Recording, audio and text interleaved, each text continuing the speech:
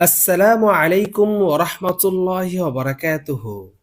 প্রিয় দর্শক শ্রোতা, আশা করি আল্লাহ পাকের অশেষ রহমতে আপনারা সকলেই ভালো আছেন। মৃত্যু এক অনিবার্য সত্য। মৃত্যু থেকে কেউ বাঁচতে পারবে না। ইসলামী বিধান মতে মৃত ব্যক্তির দেহ দাফন করা হয়। মৃত্যুর পর থেকে কিয়ামত পর্যন্ত সময়টুকু মানুষ কবরেই অবস্থান করবে। ইসলামী শরীয়তের পরিভাষায় এই সময়কালকে আলমে বরজাখ বলা হয়। কবর জীবনের প্রথম ধাপ হলো ফেরেশতাদের জিজ্ঞাসাবাদ। হযরত আবু হুরায়রা রাদিয়াল্লাহু তাআলা আনহু থেকে বর্ণিত, রাসূল সাল্লাল্লাহু আলাইহি সাল্লাম বলেছেন, যখন মৃত ব্যক্তিকে কবরে রাখা হয় তখন কালো বর্ণের এবং নীল চোখ বিশিষ্ট দুইজন ফেরেশতা তার কাছে আসেন এবং তাকে উঠিয়ে বসান। তাদের মধ্যে একজনকে মুনকার এবং অন্যজনকে নাকির বলা হয়।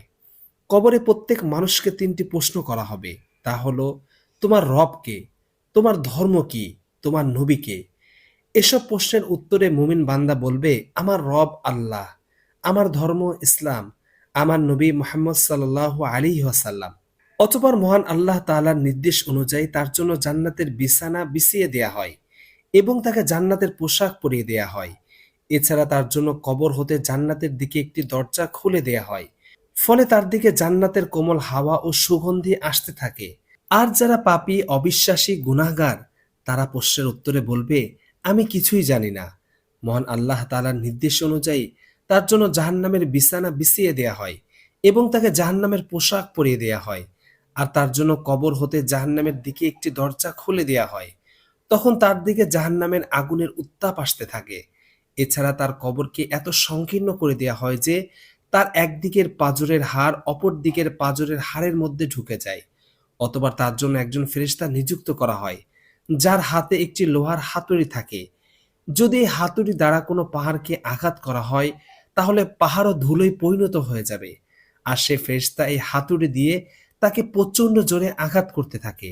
আর সে আঘাতের চোটে এত বিকট শব্দে চিৎকার করে, যা মানুষ ও জিন ব্যতীত পূর্ব থেকে পশ্চিম পর্যন্ত সব সৃষ্টি জীবই শুনতে পায়।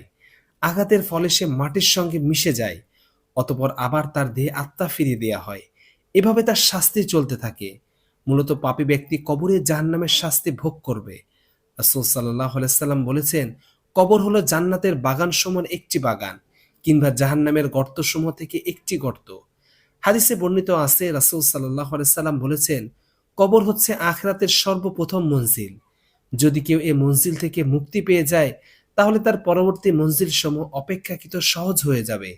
আর যদি কেউ কবর থেকে মুক্তি লাভ না করতে পারে, তাহলে পরবর্তী মঞ্জিলগুলো আরো কঠিন ও জটিল হয়ে যাবে। রাসূল সাল্লাল্লাহু আলাইহি সাল্লাম আরো বলেছেন, আমি এমন কোনো ভয়াবহ স্থান দেখিনি যা কবরের চেয়ে ভয়াবহ হতে পারে।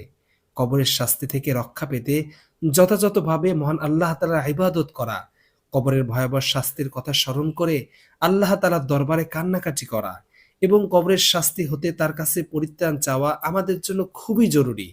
দান সদকা মানুষের উত্তম বিনিয়োগ।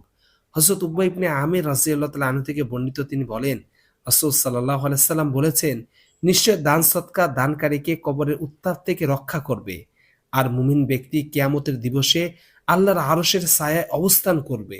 মহান আল্লাহ রাব্বুল আলামিন সমস্ত মুসলিম নারী পুরুষকে কবরের শাস্তি থেকে রক্ষা করুন। আমিন।